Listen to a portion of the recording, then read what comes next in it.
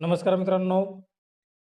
2027ची जगातली सर्वात मोठी जनगणना ही सुरू झालेली आहे आणि आपल्या भारतातील महाराष्ट्रात ही जनगणना अ, 1 मे 2026 ते 15 मे 2026 पर्यंत चालू करण्यात आलेली आहे आणि याच्यामध्ये या जनगणनेमध्ये तुम्ही तुमची स्वतः माहिती भरू शकता. ती कशाप्रकारे भरायची संपूर्ण माहिती तुम्हाला या व्हिडिओच्या माध्यमातून भेटणार आहे. त्यामुळे चॅनलवर नवीन असाल तर अशाच अपडेट आणि माहितीपूर्ण व्हिडिओसाठी आपल्या यूट्यूब चॅनलला सबस्क्राईब मात्र नक्कीच करा. तुम्हाला डिस्क्रिप्शन मध्ये याची लिंक दिलेली आहे. या लिंकवरून तुम्ही डायरेक्ट इथे येऊ शकता. तर तुम्हाला अशा प्रकारे हे दिसेल. इथे आल्याच्यानंतर तुम्हाला काय करायचं आहे, तर इथे तुम्हाला तुमचं पहिले जे राज्य आहे ते राज्य निवडून घ्यायचं आहे. आपण इथे महाराष्ट्र निवडूयात. त्याच्यानंतर तुम्हाला जो काही कॅप्चर दिलेला आहे, तो कॅप्चर तुम्हाला जशास तसा इथे टाकून घ्यायचा आहे. कॅप्चर जसा आहे तसा कॅप्चर इथे टाकून घ्या. कॅप्चर चुकू देऊ नका, नाहीतर तुमची जनगणना समोर प्रोसेस होणार नाही. तुम्हाला जसा कॅप्चर दिला आहे तसा कॅप्चर तुम्ही इथे टाकून घ्यायचा आहे. त्याच्यानंतर तुम्हाला इथे व्हेरीफाय प्रोसेस या बटनावर क्लिक करायचं आहे. अशा प्रकारे ते तुमचं स्वागत आहे असं येईल. त्याच्यानंतर तुम्हाला ओके करायचं आहे.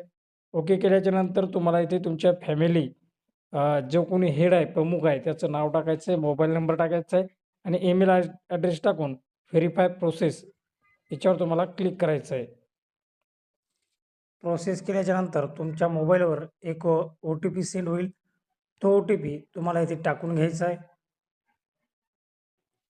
आणि नंतर तुम्हाला इथे प्लीज सिलेक्ट युअर लँग्वेज म्हणजे तुमची भाषा इथे तुम्हाला निवडायची आहे आणि व्हेरीफाय ओ-टी-पी या बटनावर तुम्हाला क्लिक करायचं आहे. व्हेरीफाय ओ-टी-पी या बटनावर क्लिक केल्याच्यानंतर तुम्हाला इथे सर्वप्रथम तुमचा इथे जिल्हा विचारला जाईल. तो जिल्हा तुम्हाला इथे निवडून घ्यायचा आहे. आपण इथे जिल्हा निवडून घेऊयात. त्याच्यानंतर तुम्हाला तुमचा पिनकोड इथे टाकून घ्यायचा आहे. जिथे तुम्ही राहता तो पिनकोड तुम्हाला इथे टाकायचा आहे. त्याच्यानंतर तुम्हाला इथे लँडमार्क विचारलं जाईल. घर, गट क्रमांक किंवा तुमचं जे काही असेल ते किंवा गावाचं नाव तुम्हाला इथे टाकून घ्यायचं आहे. तर आपण ते गावाचं नाव इथे टाकून घेऊयात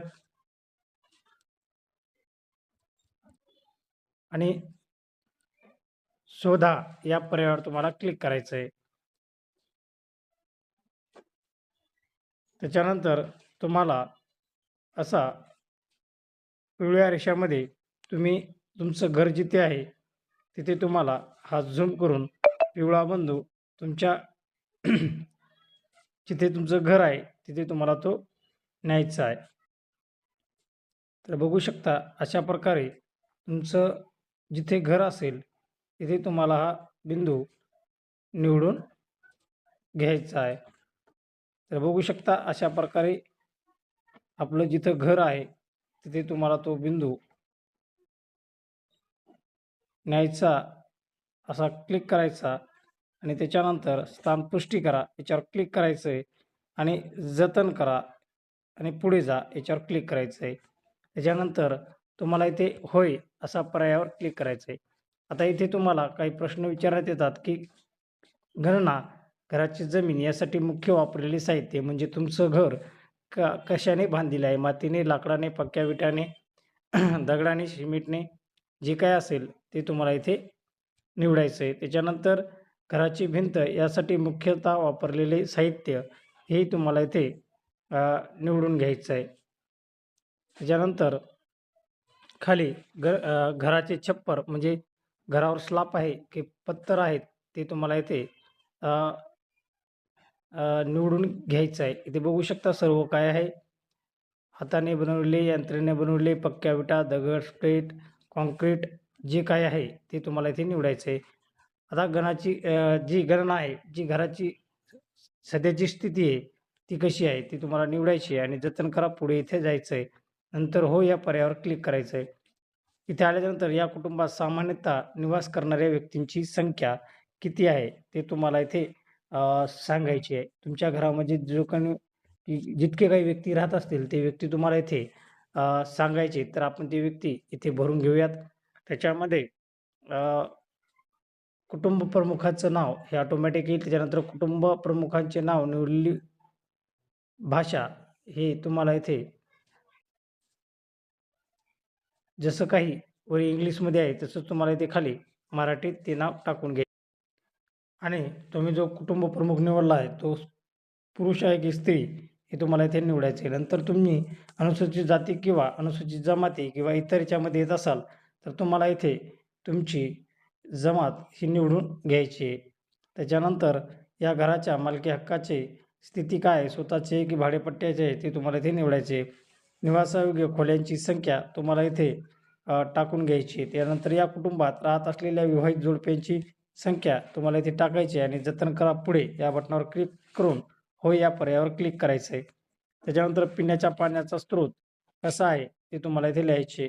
विहीर आहे, हातपंप आहे, ट्यूबवेल आहे, झरा आहे की नदी, कालवा जे असेल ते तुम्हाला इथे निवडून घ्यायचे. पिण्याच्या पाण्याची उपलब्ध स्रोत परिसरात आहे, जवळ आहे की परिसराबाहेर आहे ते तुम्हाला इथे लिहायचं आहे. प्रकाशाचा मुख्य स्रोत काय आहे? तुम्हाला वीज आहे, रॉकेल आहे, सौर ऊर्जा आहे की इतर काय आहे ते निवडायचं आहे. शौचालयाची उपलब्धता आहे की नाही हे लिहायचं आहे. केवळ कुटुंब वापरासाठी किंवा इतर वापरासाठी आहे तेही तुम्हाला लिहायचं म्हणजे सार्वजनिक शौचालय आहे का? त्याच्यानंतर शौचालयाचा प्रकार कसा आहे तेही तुम्हाला इथे निवडून घ्यायचं आहे. त्याच्यानंतर तुम्ही जो शौचालयाचा खड्डा केला आहे तो खड्डा कसा आहे तेही तुम्हाला इथे निवडून घ्यायचं आहे. त्याच्यानंतर सेवा शौचालय मानवाद्वारे मल वाहून नेणे किंवा इतर कसं आहे ते तुम्हाला इथे निवडून घ्यायचं आहे. त्याच्यानंतर सांडपाण्यासाठी जोडलेल्या गटार आहे की नाही ते तुम्हाला इथे लिहायचं आहे. त्याच्यानंतर परिसरामध्ये स्नानगृहाची उपलब्धता कशी आहे, स्नानगृह आहे किंवा छपराशिवाय बंदिस्त आहे किंवा नाही हे तुम्हाला इथे निवडून घ्यायचं आहे. स्वयंपाकघरामध्ये LPG जोडलेला आहे म्हणजे गॅस आहे किंवा नाही हेही तुम्हाला लिहायचं आहे. घरामध्ये स्वयंपाक केला जातो परंतु स्वयंपाकघरात LPG जोडणी आहे किंवा नाही हे सांगायचं आहे. घरामध्ये बाहेर खुल्या जागेत स्वयंपाक करता का हेही तुम्हाला सांगायचं आहे. त्याच्यानंतर स्वयंपाकासाठी वापरण्यात येणारे मुख्य इंधन म्हणजे जे काही असेल ते तुम्हाला इथे लिहायचं आहे. गोबर गॅस आहे, कोळसा आहे, लाकूड आहे, शेणगौऱ्या आहेत, वीज आहे की इतर काही आहे ते तुम्हाला इथे निवडून घ्यायचं आहे. त्याच्यानंतर जतन करा आणि पुढे जा या पर्यायावर क्लिक करून हो या पर्यायावर तुम्हाला क्लिक करायचं आहे.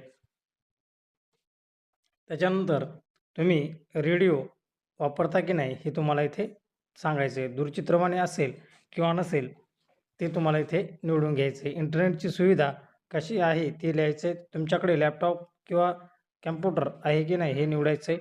त्याच्यानंतर दूरध्वनी, मोबाईल, स्मार्टफोन कोणते आहेत ते तुम्हाला इथे निवडून घ्यायचं आहे. सायकल, स्कूटर, मोटरसायकल तुमच्याकडे आहे का हे तुम्हाला लिहायचं आहे. त्याच्यानंतर कार, जीप आहे का? त्याच्यानंतर कुटुंबात सेवन केले जाणारे मुख्य धान्य म्हणजे कोणते आहे ते तुम्हाला इथे निवडून घ्यायचे आहेत. त्याच्यानंतर तुम्हाला तुमचा मोबाईल नंबर दाखवण्यात येईल आणि तुम्हाला इथे सबमिट करायचं आहे. सबमिट केल्याच्यानंतर तुम्हाला तुमची माहिती परत एकदा दाखवण्यात येईल. ती माहिती तुम्हाला चेक करून घ्यायची बरोबर भरलेली आहे की नाही आणि त्याच्यानंतर तुम्हाला इथे पुष्टी करा आणि सादर करा याच्यावर क्लिक करायचं आहे आणि तुमची माहिती ही तुम्हाला जतन करून घ्यायची आहे आणि अशा प्रकारे तुम्ही तुमची म्हणजे स्वतः तुमची जनगणना करू शकता. तर हा व्हिडिओ कसा वाटला कमेंट बॉक्समध्ये नक्कीच सांगा. काही अडचण असल्यास नक्कीच विचारा. भेटूयात पुढील व्हिडिओमध्ये. तोपर्यंत थांबतो. जय हिंद, जय महाराष्ट्र.